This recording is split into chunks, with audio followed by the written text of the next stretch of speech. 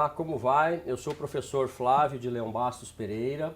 Este é o programa Falando em Liberdade, um programa que discute direitos humanos em todas as suas interfaces, em todas as suas projeções. Também discutimos aqui cultura, comportamentos. Seja bem-vindo a mais um programa. E antes agradeço mais uma vez ao presidente da OAB São Paulo, o Dr. Caio Augusto, o professor Dr. Jorge Bolsinhas, diretor da Escola Superior da Advocacia da OAB São Paulo, e também o professor Dr. Adriano Ferreira, o coordenador da Escola Superior da Advocacia, também ESA São Paulo. E hoje o tema é um tema muito instigante, atual, e a nossa convidada é a professora doutora Lilian Pires. Bem-vindo, Lilian, obrigado por aceitar o convite. E para iniciar aqui a conversa sobre urbanismo, sustentabilidade, direitos fundamentais, direitos humanos, eu coloco aqui algumas informações interessantes. Você sabia que 50% das pessoas atualmente vivem nas cidades e que a estimativa é que 80% da população mundial esteja vivendo nos centros urbanos, nas grandes metrópoles, até 2050, isso significa em torno de 7 bilhões de pessoas dividindo espaços públicos, não é? E ainda, segundo o IBGE, em 2050, 60% da população brasileira será adulta, terá em torno dos 30 anos, o que implica no enfrentamento de um grande desafio: como tornar esses espaços públicos, urbanos, sustentável, habitável, de modo a manter a qualidade de vida. Pois bem, a professora Lilian Pires, não é? Como eu disse, é uma grande especialista no tema. Ela é doutora e mestre em Direito do Estado pela PUC São Paulo, foi procuradora-geral da Fundação de Assistência ao Estudante, assessora jurídica do Ministério dos Transportes, integrante da diretoria da Agência Reguladora de Serviços Públicos Delegados do Estado de São Paulo, assessora na Superintendência do DER, integrante da Comissão de Monitoramento das Concessões e Permissões de Serviços Públicos dos Sistemas de Transporte de Passageiros, vinculada à Secretaria Metropolitana de São Paulo, como assessora jurídica. É professora de Direito Administrativo, Urbanístico e Econômico na Faculdade de Direito da Universidade Presbiteriana Mackenzie, presidente da Comissão de Direito Urbanístico da OAB São Paulo, com larga experiência profissional em direito administrativo, especialmente com licitações, contratos, parcerias público-privadas e urbanismo, além de meio ambiente. Pois bem, e para iniciar a nossa conversa, professora Lilian, eu gostaria que a professora falasse da importância, de um modo geral para os telespectadores, da importância do planejamento urbano. Por que isto é importante? As pessoas não se dão conta, pouco percebem essa necessidade. Sim. Não é? Por que cidades inteligentes? Eu acho que a gente poderia iniciar por aqui. Tá bem. Em primeiro lugar, muito obrigada pelo convite. É um prazer estar aqui, professor Flávio, com você.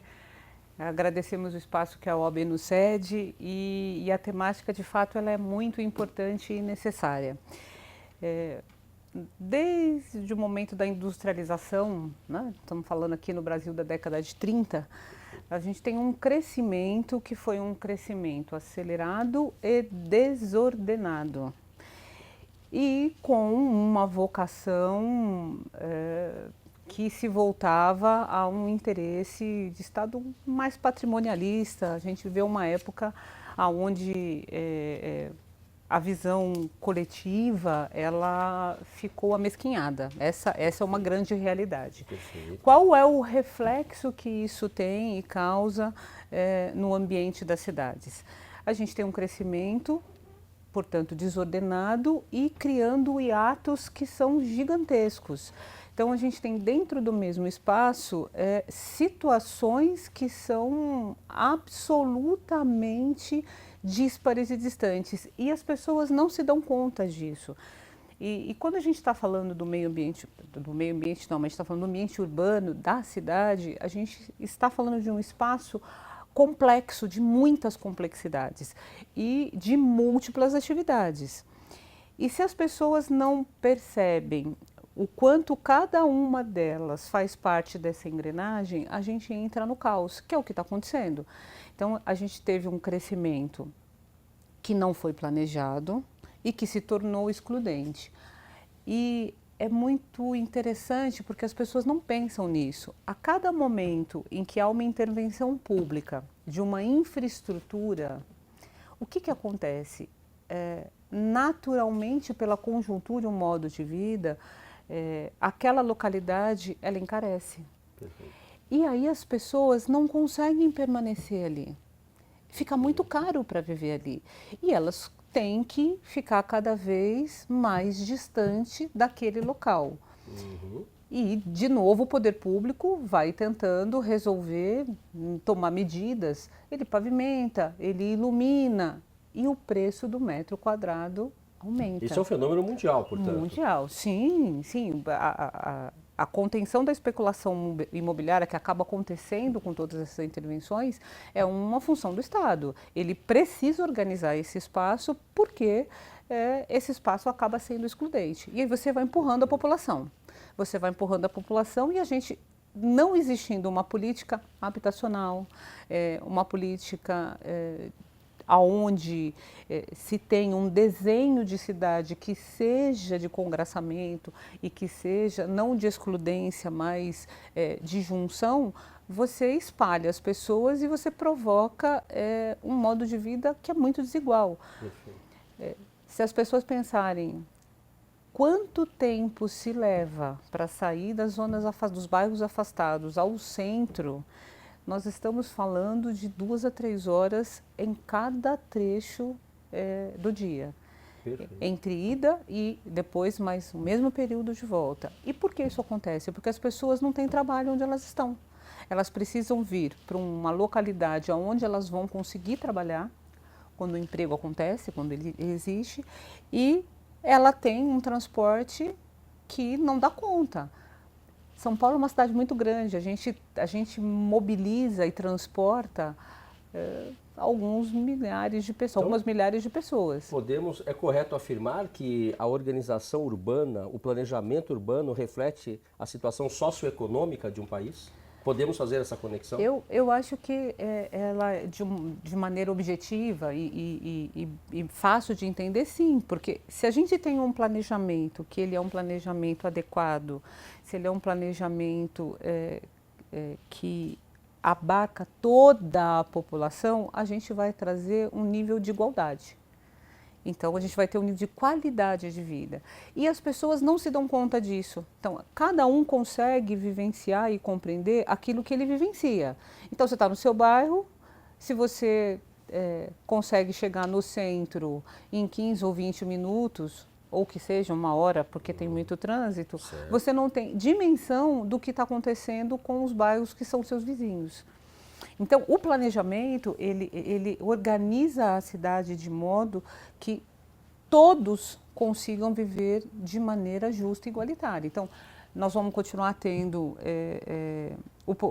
a economia girando, a gente vai continuar tendo as relações econômicas acontecendo, mas com uma vida muito mais saudável. É um ganha-ganha para todos. E a Constituição Federal Brasileira, ela dá algum suporte, algum fundamento jurídico para isso? Para este planejamento? Sim, essa é outra novidade já antiga, né? Em 88 foi a primeira vez que a nossa Constituição insere o planejamento urbano na Constituição. Então, a política urbana, ela está instituída na Constituição Federal. Então, nós temos ali uma obrigação que é cidades com mais de 20 mil habitantes precisam ter plano diretor. E o plano diretor, ele é o responsável por organizar o quê? A chamada função social da propriedade. Então, depois de 88, o Estatuto da Cidade demorou bastante para sair. Então, nós temos o marco da Constituição Federal, que determina a política urbana, a organização da política urbana, que é competência municipal. Temos o Estatuto da Cidade, que traz uma série de instrumentos urbanísticos que são utilizados para ordenar esse planejamento urbano. E depois disso a gente tem o Estatuto da Metrópole, que foi o último, e temos a própria Lei da Mobilidade Urbana. Então a gente tem uma série de instrumentos infraconstitucionais, todos com suporte e diretriz para esse planejamento urbano. E como está o Brasil hoje? Neste contexto já previsto pelo Constituinte, não é? Porém talvez ainda não efetivado. Nós caminhamos. Eu acho que a gente não pode ser tão pessimista, dizer que nada aconteceu. Mas aconteceu, sim. Nós temos planos diretores que foram implementados para cidades com mais de 20 mil habitantes. Aquelas que não têm 20 mil podem implementar o plano diretor, mas a efetividade dele, ela não é completa. Então, nós ainda estamos longe de uma sensibilidade e compreensão para o planejamento urbano, de que ele é bom para todos. Temos muitos planos diretores que foram cópia da lei, né? E temos que lembrar que nós temos 5.570 municípios do país com vocações completamente diferentes. E temos regiões metropolitanas, como a nossa de São Paulo, que tem inúmeras complexidades que precisam ser tratadas individualmente. Perfeito. Em região metropolitana, o que a gente precisa ter? Que as municipalidades pudessem se conversar para que os problemas ditos comuns fossem tratados harmoniosamente. Mas, de verdade, o que a gente tem são projetos que são de governo e não de Estado, e aí a questão política acaba influenciando, né? E a gente não consegue ter uma conversa que seja adequada. Infelizmente. Né? Infelizmente. Então, existe um avanço muito grande com relação ao tema, mais do que a gente tinha na década de 70, mas ainda a gente precisa se conscientizar enquanto sociedade, né? Enquanto sociedade, para poder cobrar dos nossos governantes e para poder ter condição de analisar, por exemplo, um plano de governo numa eleição, o quanto aquele que pretende um cargo de executivo tem a sensibilidade de entender e dar conta daquela necessidade local. Isso ele só vai fazer com planejamento. Agora, como entra, então, nesta contextualização política e até histórica, que você agora traçou, o conceito de cidade inteligente? E já aqui emendando uma segunda pergunta. Quando falamos em cidades planejadas inteligentes, eu não estou apenas pensando numa Avenida Paulista, eu estou pensando em Parelheiros, Jardim Ângela, bairros que tradicionalmente são esquecidos por esses planejamentos de governo e não de Estado. É isso, Lilian? É isso mesmo. E assim, então, o que nós temos? Nós estamos num mundo contemporâneo, com a quarta revolução industrial, né, que é a tecnologia, que ela é um fato na nossa vida, e começou essa onda disruptiva. Então, isso também foi trazido para o ambiente das cidades. Claro que a gente tem algumas divergências, inclusive, se a gente for conversar com os urbanistas, os arquitetos urbanistas, e mesmo os estudiosos aí do direito urbanístico, há sempre uma preocupação com esse termo, né, cidade inteligente. E eu tenho procurado fazer essa conversa para que ela fique como algo que se conecte. Por quê? Porque toda essa inteligência, essas possibilidades que a tecnologia trazem e podem trazer, elas precisam ser utilizadas e internalizadas para quê? Em resultado da coletividade. Então, o grande desafio qual é? é trazer esse movimento novo da inovação, da tecnologia, para ter boas ideias para aplicar onde? Nesse espaço planejamento. Eu costumo dizer que a cidade é uma UTI que precisa ser reformada. Você não pode parar, a UTI não para, né? A cidade não vai parar. Mas a gente pode então utilizar todos essas novidades de maneira que ela traga e possibilite uma igualdade. Então, só para poder dar um exemplo, trazer assim algo de mais concreto com relação a isso. Todo mundo hoje, ou a maioria das pessoas, tem acesso ao aplicativo. O aplicativo é uma coisa muito útil, né? Ele começa a fazer parte da vida da gente. Então a gente precisa pensar, todos têm conectividade? Nem tudo é possível ser feito pelo celular.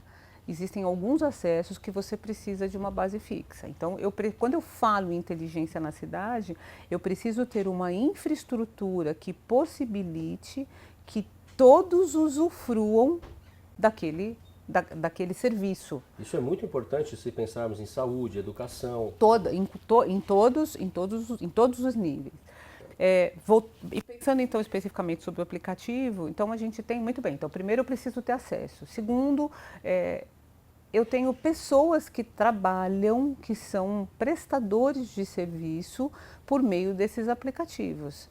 Então eu tenho uma nova relação se estabelecendo. Econômica, que vai desaguar em social e que vai se desaguar em ambiental. Então, o Uber, por exemplo, que é uma plataforma hoje que teve já tantas discussões, né? E muito utilizada. Qual é a questão que se tem? Bom, eu tenho mais carros na rua. Eu sou uma usuária de Uber, você deve ser usuário de Uber, todos aqui, de uma medida ou outra, já usaram o Uber ou o próprio táxi.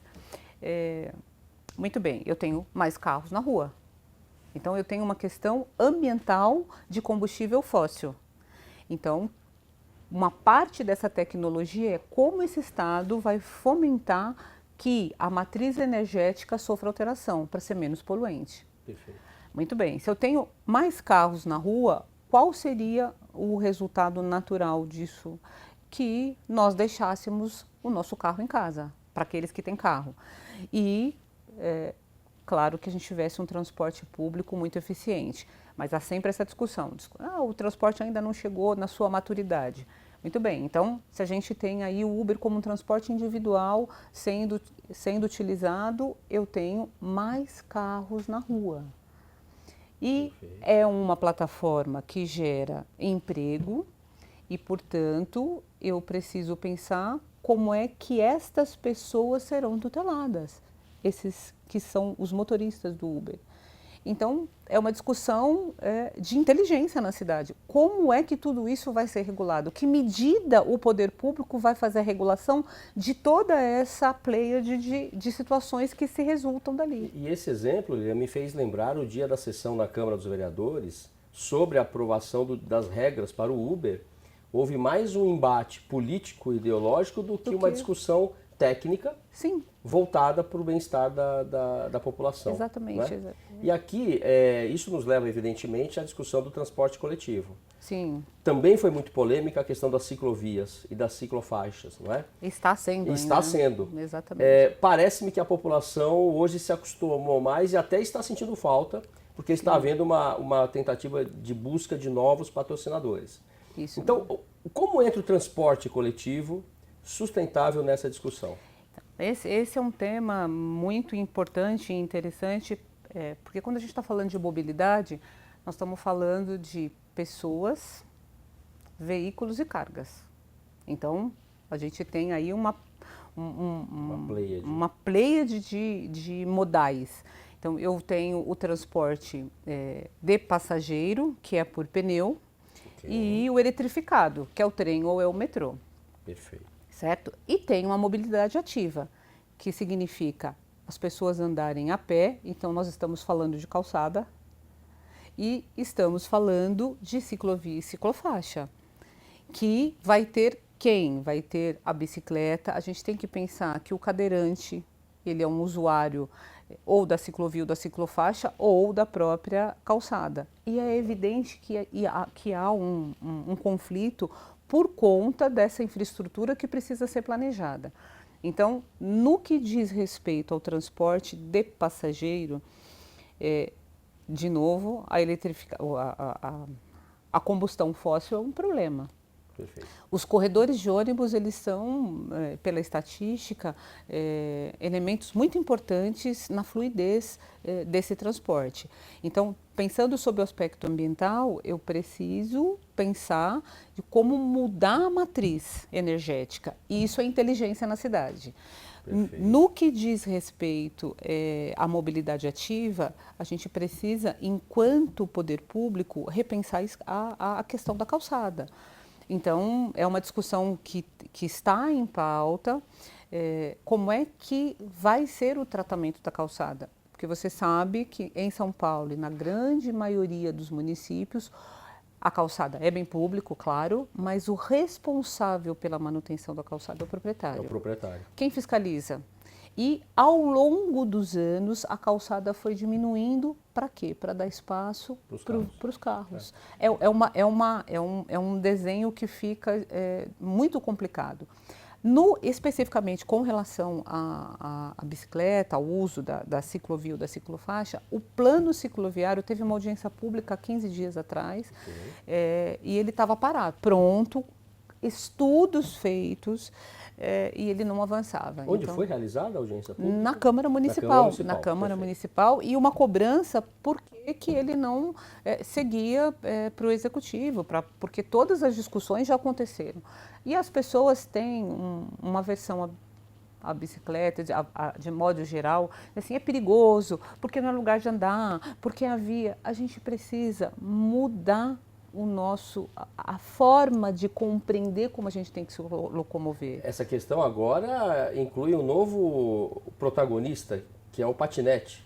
Sim, a micromobilidade. Micromobilidade. Que aí a gente tem mais um ator em toda essa relação, que é a micromobilidade, que vem pelo patinete elétrico, tem aqueles outros dispositivos, e isso tudo precisa ser pensado. Como que a gente introduz isso dentro do ambiente da cidade. Eu preciso ter um espaço segregado, preciso desenhar a cidade para que ela tenha o transporte público, que ela tenha o veículo para aqueles que desejam e que ela tenha espaço para se andar a pé e para se locomover na bicicleta ou nessa micromobilidade. E nós encontramos exemplos famosos ao redor do planeta, né? Sim. Cidades bem planejadas como Washington, algumas capitais europeias também, em que há o espaço segregado para a bicicleta, para o patinete. Em algumas capitais o carro é bem menos usado. Sim, sim. Você mencionou também a questão da matriz energética, talvez substituir a gasolina pelo etanol para o cidadão comum, não é? E me lembrei de uma frase, Lina, muito famosa, né? Dizem que o grau civilizacional de um país se mede pela largura das calçadas. Exatamente. Não é? É uma frase famosa. É isso. Então, eu encerro aqui o primeiro bloco. Voltaremos daqui a pouco, Lina, para falar pouco das organizações internacionais e o seu papel nesse contexto todo urbanístico. Tá bem. Obrigado.